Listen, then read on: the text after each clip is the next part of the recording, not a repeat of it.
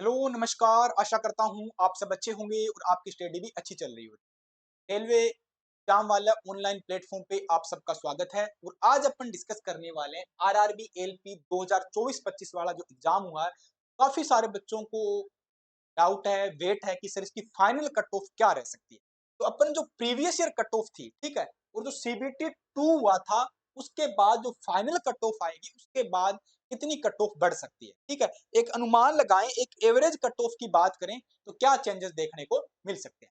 तो अगर भाई चैनल पे नए हो तो सब्सक्राइब कर लेना, प्यारा सा लाइक करना और जो भी डाउट हो आप कमेंट करके पूछ सकते हैं, ठीक है। तो हमने सभी जोन के डेटा को क्या एनालिसिस किया है और जो एनालिसिस करने के बाद मतलब जो एवरेज कट ऑफ कहां तक बढ़ सकती है, वो जो प्रीवियस ईयर डेटा को भी मैंने एनालिसिस किया है उसके अकॉर्डिंग ही मैं आपको बताने वाला हूं।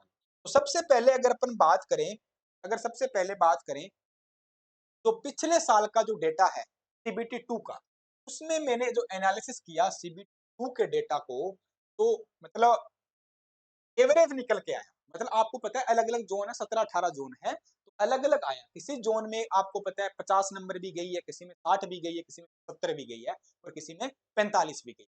तो एवरेज निकल के आया जो जनरल कैटेगरी का, किसका बच्चे, जनरल कैटेगरी का जो एवरेज निकल के आया था वो 53 निकल के, कितना आया बच्चे, 53। किसका, जनरल कैटेगरी का एवरेज निकल के आया, ठीक है, 53 आया था। उसके बाद मैंने एवरेज निकाला ओबीसी का, तो वो 43 के अप्रोक्स आया।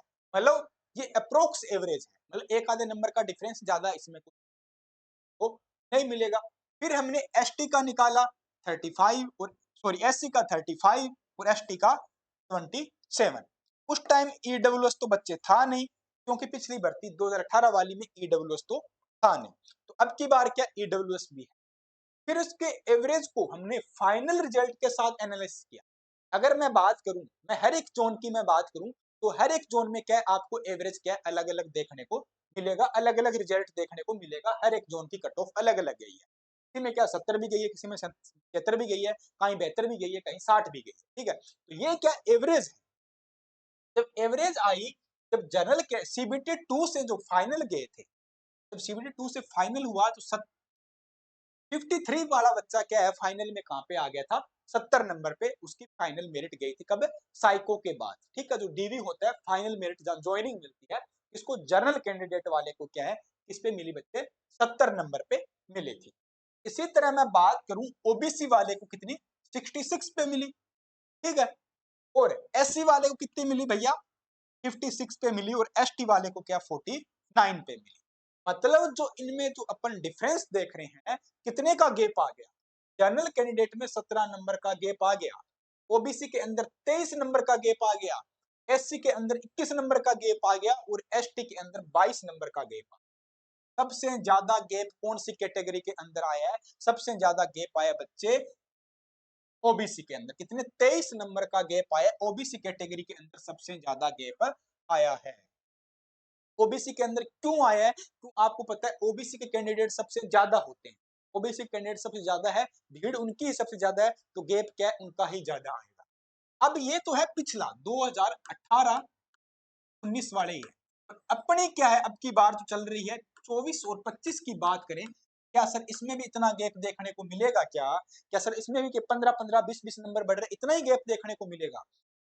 जहां तक संभावना जताई जा रही है, क्योंकि अब की बार नॉर्मलाइजेशन तो था नहीं, ठीक है, तो हो सकता है इतना गैप ना देखने को। दूसरी बात ये, अब की बार क्या जोन वाइज पेपर था, सीबीटी 2 होने हुआ था, आपका जोन वाइज हुआ और साइको भी 2 दिन में कंप्लीट होगा। बच्चे जो बच्चे हैं उनका 31 को अभी हो जाएगा। इसमें क्या है, उस टाइम एलपी और टेक्नीशियन साथ में था पोस्टें, अब की बार ओनली एलपी है।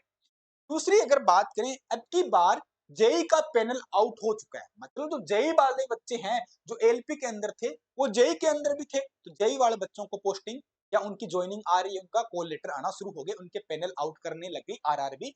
मोस्टली तो जोन के हो गए, कोई एक आधा जोन बचा होगा उनका भी जल्दी हो जाएगा। तो अब हमारी तो रिक्वेस्ट यही है कि आप ज्यादा से ज्यादा शेयर करना भाई इस वीडियो को जेई वाले बच्चों के पास, जिनका पैनल में नाम आ गया, जिनका सिलेक्शन हो गया, वो बच्चा यहाँ पे ज्वाइनिंग कराने ना जाए, मतलब डॉक्यूमेंट वेरिफिकेशन में ना जाए। अगर रेलवे ने स्पष्ट बोला है कोई बच्चा डीवी कराता है और वो ज्वाइन नहीं करता है तो वो सीट खाली रहती है, तो हम उसकी वेटिंग लिस्ट नहीं निकालेंगे, हम हर साल भर्ती करेंगे, नई भर्ती के अंदर वो सीट खाली होगी। अगर बच्चा डीवी कराने नहीं आता है, एब्सेंट रहता है, तो हम उसकी जगह वेटिंग लिस्ट निकाल देंगे, ठीक है, उसकी जगह लिस्ट आ जाएगी। तो अगर मान लीजिए जिस बच्चे का जेई में हो गया और एलपी में हो रहा है, तो वो बच्चा से रिक्वेस्ट है भाई, तो वो तुम डीवी कराने यहाँ पे मत जाना, जो आपके और दूसरे भाई बहन इंतजार कर रहे हैं नौकरी का, उनका यहाँ पे सिलेक्शन होने देना। आपका जेई में हो गया, जेई अच्छी पोस्ट है एलपी से भी, ठीक है, तो जिनका एलपी में नहीं हुआ उनका एलपी में होना। अगर आपको पता है जिस बच्चे का जेई में हो रहा है उसका एलपी में सीधी सी बात हो रहा है, जेई में अच्छा पोस्टेज कम थी और कंपटीशन भी अच्छा था, तो वो बच्चा जेई क्वालिफाई करके तो वो एलपी तो करे ही करेगा, ठीक है, और उसको अच्छा नंबर लाएगा और वो टॉप रैंक में भी होगा। वो जेई वाले सारे बच्चे छोड़ देते हैं, डीवी के लिए नहीं जाते हैं, और एलपी के अंदर फिर तो क्या मेरिट कम ही रहेगी, इतनी ज्यादा नहीं रहने वाली, ज्यादा नहीं बढ़ने वाली। आप कमेंट करके बता सकते हो कि जो नेक्स्ट वीडियो अपने बनाना है किस जोन के कट ऑफ के बारे में बनाना है, आप कमेंट करो, जिसकी ज्यादा कमेंट आएंगे उसी कट ऑफ की अपन वीडियो डिस्कस करने वाले हैं। बट कट ऑफ तो आपको पता है हर कैटेगरी के बढ़े, किसी की 10 नंबर बढ़े, किसी की 15 नंबर बढ़े, किसी की 20 भी बढ़ेगी, और हर जोन की अलग अलग रहेगी। किसी जोन की तो बिल्कुल क्वालिफाई मार्क्स रहेगी, जैसे चंडीगढ़ जोन हो गया, जैसे अब की बार अहमदाबाद जोन में क्या बच्चे ज्यादा थे तो उनकी कट ऑफ बढ़ेगी, ठीक है। जितना हर बार हम सोचते हैं कि अजमेर जोन की बढ़नी चाहिए, बट अजमेर जोन की अब की बार इतनी नहीं बढ़ी, तो अब की बार क्या है बच्चे, कुछ भी हो सकता है। और सबसे अच्छी बात, अगर आप रेलवे की तैयारी कर रहे हो तो हम सफर एक्सप्रेस 2.0 रेलवे फाउंडेशन बैच का अभी ऑफर चल रहा है, ठीक है, जिसमें आपको 85% का डिस्काउंट है और 15% का एक्स्ट्रा डिस्काउंट मिलेगा।